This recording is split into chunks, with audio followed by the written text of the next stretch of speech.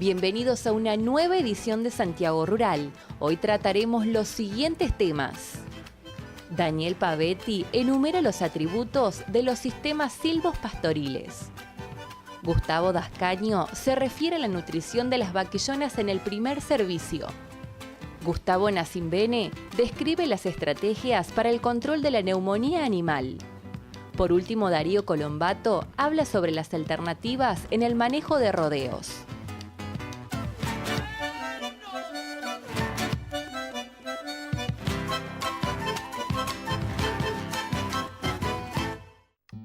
En un evento del Instituto de Promoción de Carne Vacuna en Cruz del Eje, Córdoba, el médico veterinario Rodolfo Peralta consideró distintas alternativas en la reposición de toros en rodeos de carne. Para mí, buen reproductor en este caso es sinónimo de reproductor funcional. Toros, y lo mismo cabría decir con respecto a las vacas, si las hubiese aquí, pero bueno, las vacas son las que están en el campo, en los rodeos. ¿Qué quiere decir funcional o reproductores funcionales? Son reproductores que son útiles a la empresa ganadera, o útiles al rodeo ganadero, o útiles al criador, dueño de las vacas, y que todos los años, o año por medio, lo que sea, incorpora toros a los rodeos, porque tiene que reponer los que ya tiene, y en ese caso hace referencia a algunos de los aspectos que no hay que olvidarse a la hora de incorporar los reproductores, inclusive si es posible tener pensado de antemano qué es lo que tiene que tener un reproductor para mejorarle a ese señor y para que le sea más rentable a ese señor su rodeo de cría. Hay un concepto, para mí hay algo básico, no todo sirve para todo.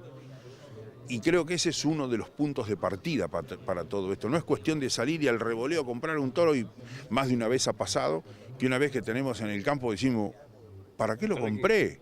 ¿Dónde lo uso ahora? ¿Qué es lo que estoy buscando? Y cuidado con el mejoramiento genético, porque el resultado de una buena maniobra y el placer de haber hecho una buena maniobra y de haber logrado animales realmente útiles y funcionales, fértiles, adaptados, todo lo que se necesita de un reproductor funcional, lo vemos a largo plazo. Pero de la misma manera, cuando la maniobra es mala e incorporamos lo que no debíamos incorporar, también lo vemos, y muchas veces ya en el corto plazo empezamos a verlo. ¿Y sabe qué? Es tarde. Ya es tarde, porque no es factible, no es fácil un rodeo de cría decir, uy, me equivoqué, estas terneras no me sirven, las vendo todas y las reemplazo. No, los números generalmente no permiten, son duros y no permiten ese tipo de maniobras. Por eso, el mejoramiento genético hay que pensarlo a largo plazo. Mire, estamos en el 2018. Hoy, teóricamente, en cualquier rodeo de cría, más de la mitad de las vacas que son las que se preñan y paren, las que tienen buen diente, que van quedando porque se preñan y tienen buen diente, son vacas que fueron gestadas 5, 6, 7 años atrás, 8 años atrás.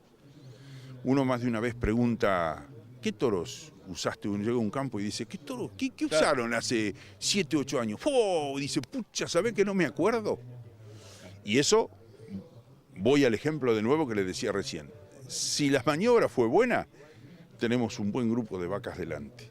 Si la maniobra fue la equivocada, tenemos la vaca grande, con poca aptitud lechera, problemas de ubre, no se preñan, etcétera. Sobre todo, grande con el crecimiento excesivo y demás, ¿no? Pero eso es un poco digamos, a lo que uno apunta con el mensaje de hoy. El toro tiene básicamente dos funciones en el rodeo de cría. La primera de ellas es preñar muchas vacas. Muchas vacas. El rodeo de cría, para que sea exitoso el criador, necesita muchos terneros vivos, muchos terneros destetados. Remarco lo de vivos por los partos distóxicos. Entonces, la primera función del toro es la de preñar vacas. Eso es sinónimo de que el toro tiene que ser un atleta sexual.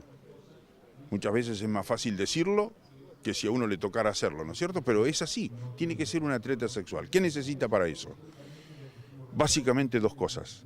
Un buen par de testículos, bien puestos donde tienen que estar, con la calidad testicular suficiente, esto es circunferencia escrotal, consistencia, posición, forma, donde tienen que estar, y un buen par de patas y de manos para que el toro no tenga, y muy buenas pezuñas, los zapatos, y más en esta zona donde estamos hoy, que ahí está, las sierras están cerca, la piedra es dura.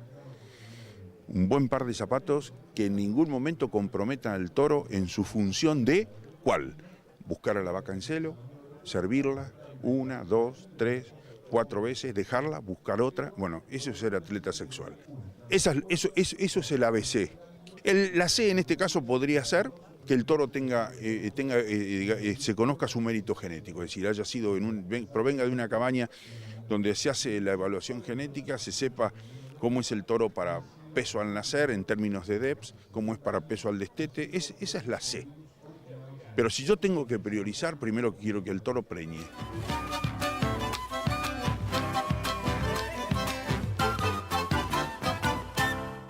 Daniel Pavetti del INTA habla de los dividendos económicos ecológicos de los sistemas silvopastoriles. Los sistemas silvopastoriles pertenecen a los sistemas agroforestales. Nosotros tenemos como objetivo fundamental que el productor sea capaz de generar dividendos a partir de esos sistemas sin una alteración pronunciada o significativa de los recursos. En el sistema silvopastoril los árboles tienen que estar a una distancia, a una densidad tal que permita un desarrollo aceptable de la forrajera para poder tener un alimento para los animales. Lo que hace la nueva tecnología del sistema silvopastoriles es generar un sistema integrado, y para eso hay un manejo específico para cada combinación de especie forestal y forrajera. Generamos todas las técnicas de manejo que hacen posible el manejo de la forrajera bajo árboles, con el mínimo nivel de iluminación posible como para que pueda producir. Y al mismo tiempo se puedan desarrollar los árboles de madera libre de nudos, es decir, madera clear o de alta calidad. Eso es lo que se busca en un sistema silvopastoril. A diferencia de por ahí en un sistema ya sea para pasta celulósica o forestal puro. En segundo lugar, lo que hacemos, vamos a la interfase animal-forraje. Y ahí es en donde buscamos el perfeccionamiento de los sistemas de pastoreo. Hemos adaptado al sistema silvopastoril tanto el pastoreo rotativo tradicional como el pastoreo en franjas asignadas. Y también lo hemos hecho con la caña de azúcar, que es el principal recurso forrajero que se tiene en invierno, ¿no es cierto? También hemos generado un nuevo sistema de pastoreo que se llama Renopa, que quiere decir remanente no pastoreado.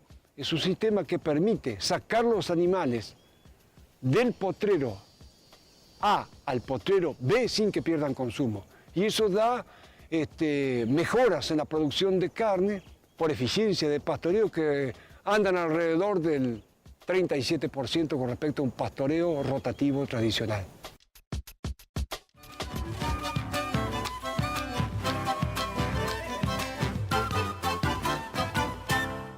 En Servicentro Brickman de Carioni, movemos a la región con nuestra flota de camiones. Atendemos a todos los sectores productivos, especialmente al sector rural, con la calidad de combustibles Axion y la atención profesional de nuestro personal. Servicentro Brickman de Carioni.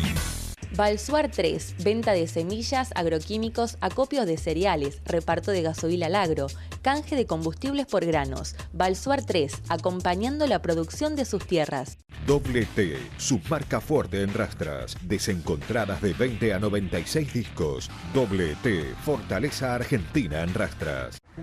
¿Pensás usar energía solar en tu campo o industria?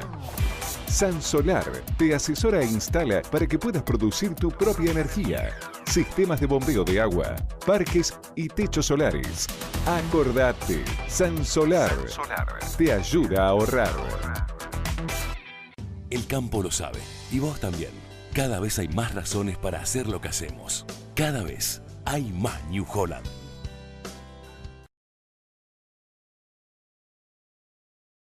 Transporte Coqui de Jorge Daniele. Dispone de servicios de auxilio y traslado de herramientas, tractores, rollos, bolsones de semillas a cualquier punto del país las 24 horas del día. Teléfono 3562-669195. Transporte Coqui, su carga asegurada.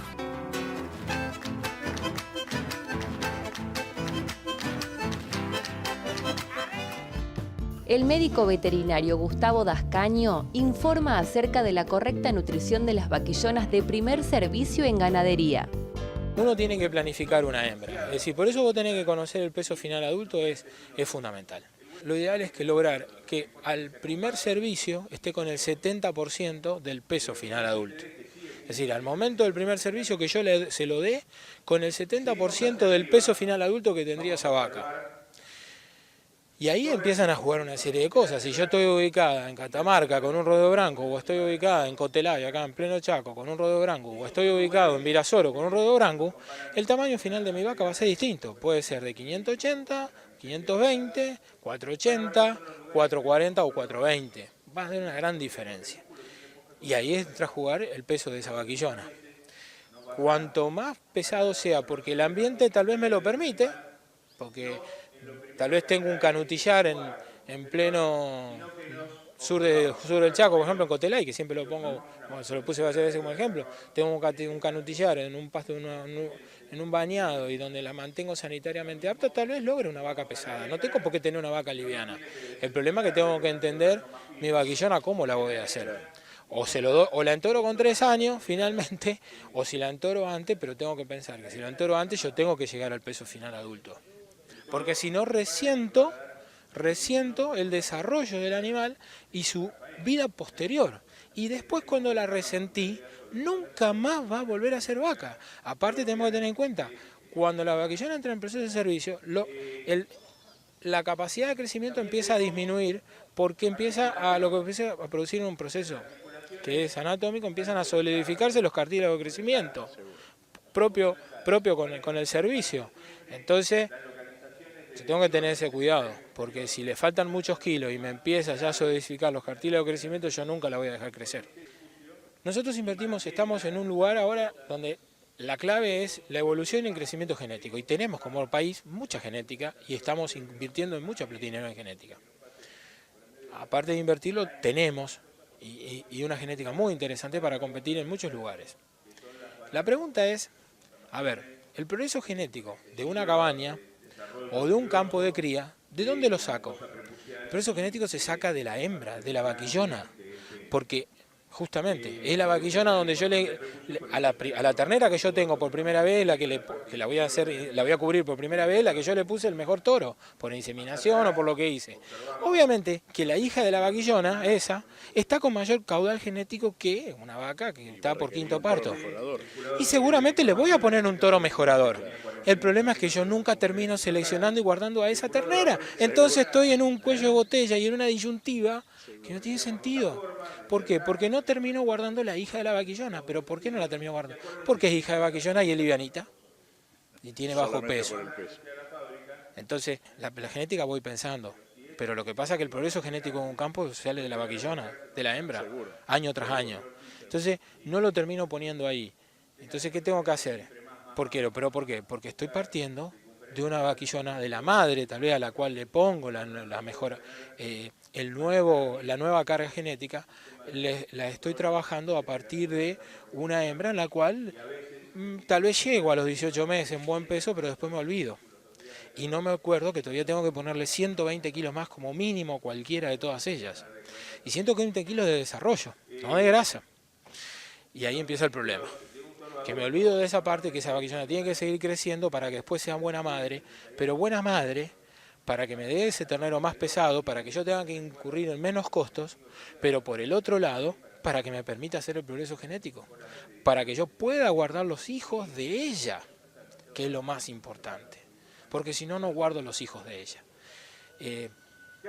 Por eso es importante recriar bien las hembras, y yo creo que la inversión hoy en día en costo de término, es decir, los sistemas, a ver, las recrías a campos generales tradicionales obviamente no le ponen un peso a la hembra, o le ponen a lo sumo 200, 300 pesos en suplementación mineral en toda su vida. Los sistemas un poquito mejorados hoy en día, que ya no trabajan dentro de lo tradicional, que es un sistema convencional, sí, donde hay un destete precoz, donde hay una suplementación mineral y donde tal vez hay una suplementación durante el primer invierno, están gastando alrededor de 1.000 pesos, 1.500 pesos para hacer una hembra. Hoy en día, para lograr una buena hembra con un peso a los 2 años, es decir, a los 2 años con 4,20, ya casi con un peso en desarrollo del que podría tener la mayoría, una buena parte de los planteles de vacas, hay que estar pensando en unos 3.000 pesos, más o menos, de inversión para poder tenerla. Y en cabañas, donde estás buscando un poco más, es decir, llegar a los 2 años tal vez, o a los 18 meses, vamos a hablar de 18 meses, con 3,80 quizá, ya estás hablando casi de 4.000 pesos. Por lo menos que tenés que invertirle en comida, ¿no? Bien invertida, aprovechando el forraje, pero para tener una buena hembra.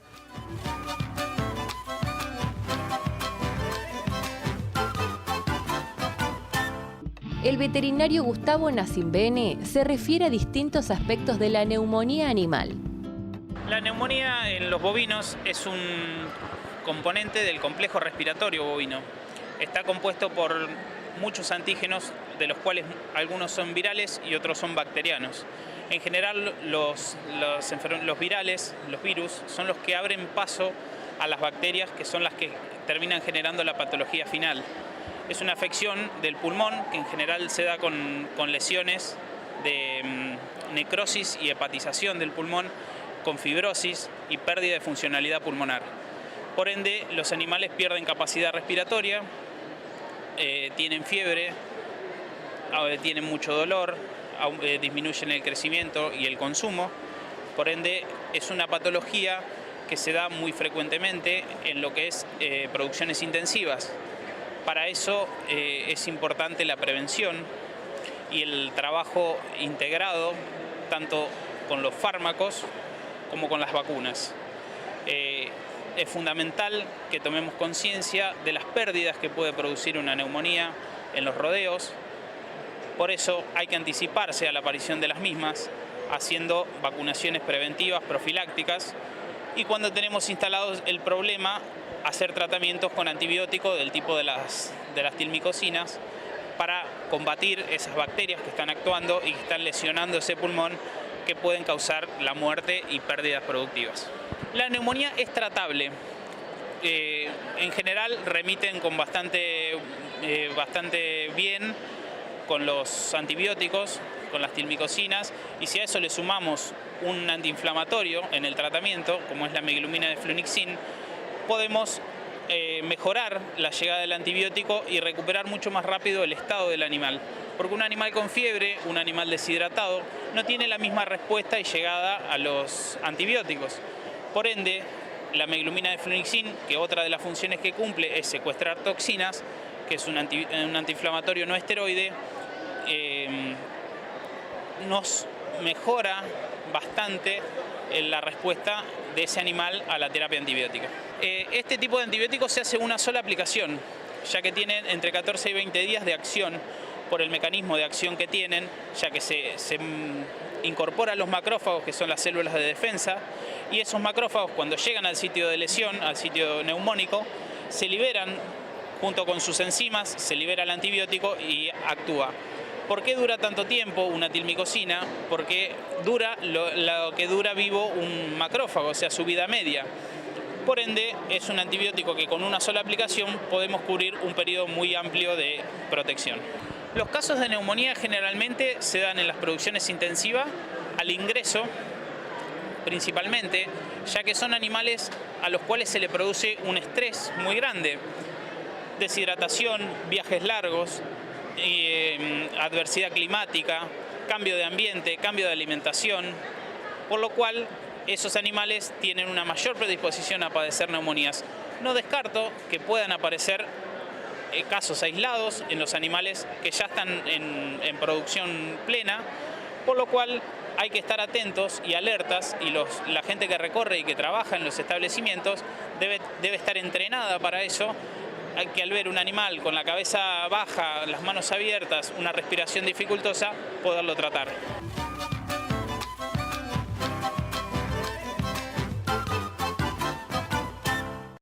Las Praderas, semillas forrajeras, alfalfas peleteadas con los mayores rendimientos. Las Praderas, genética superior en alfalfas.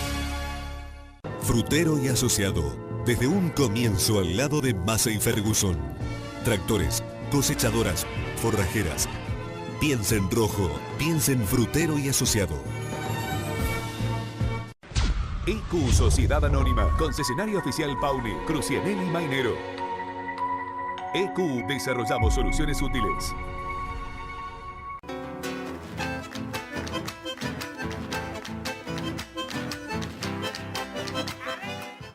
Distintas estrategias y tecnologías en el manejo de la ganadería del NOA es el tema que trata el ingeniero agrónomo Darío Colombato. La situación de la ganadería del NOA es, diría yo, bien interesante porque si bien uno que viene de la región pampeana siempre considera o ha considerado, tal vez por prejuicio, que la ganadería del NOA aquí está menos desarrollada, yo creo que es cierto que los índices pueden ser un poco inferiores a los de la región pampeana, pero hay que ponerlo en el contexto de la parte agroecológica, digamos. Hay zonas, sobre todo en región pampeana, mucho más favorecidas desde el punto de vista agroecológico. Sin embargo, lo que uno nota en empresas con las que trabaja en esta zona es que hay empresarios y personas que están muy interesados en lograr índices, y no solo interesados, sino que están logrando índices productivos, tanto en la cría como sobre todo en la recría y en el engorde de ganado, que son muy similares o incluso a veces superiores a los de región pampeana. Para esto hay que tomar en cuenta las limitantes que puede tener esta zona, la variabilidad en lluvias que tienen, sobre todo cuando hablamos de Santiago del Estero hacia el oeste.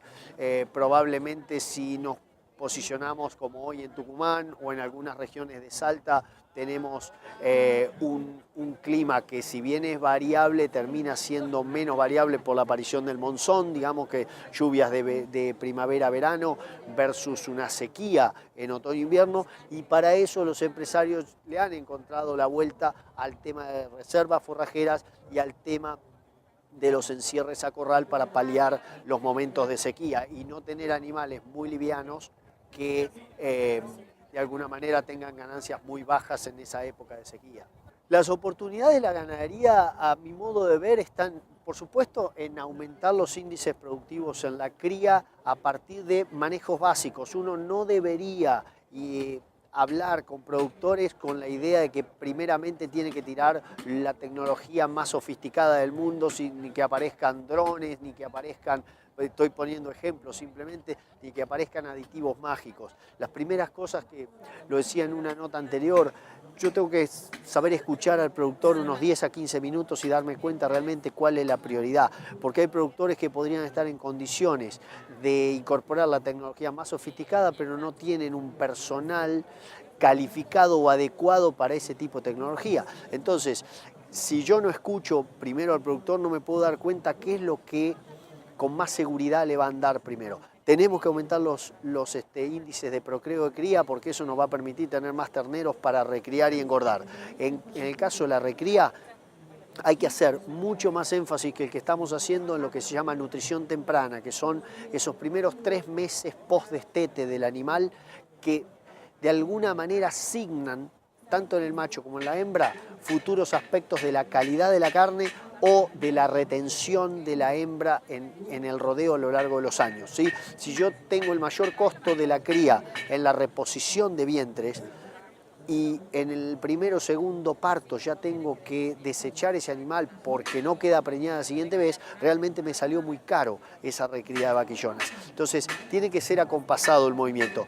Y en la terminación tenemos producción de maíz, producción de soja, producción de poroto, producción de caña de azúcar que se pueda aprovechar el bagazo, producción de melaza, tenemos pulpa de citrus, tenemos un montón de commodities y de subproductos agroindustriales que lo que tenemos que hacer es amalgamarnos para hacer dietas competitivas desde el punto de vista del costo del kilo producido, pero sobre todas las cosas evitar los fletes innecesarios de granos a puerto que nos sacan gran parte de esa ganancia potencial que uno podría tener por ser eficiente en agricultura. Si bien Parece un discurso remanido, pero tenemos de alguna manera que convertir esos granos que producimos en forma eficiente aquí en carne, con lo cual diluimos los costos de flete, porque un camión de hacienda, el flete en el camión de hacienda tiene mucho menor proporción o incidencia, mientras que mandando directamente los granos a puerto o exportando esos granos a otras regiones no tenemos tanto aprovechamiento y sobre todo uso de mano de obra local también, ¿no? Gracias por acompañarnos en la presente edición de Santiago Rural. Hasta la semana que viene.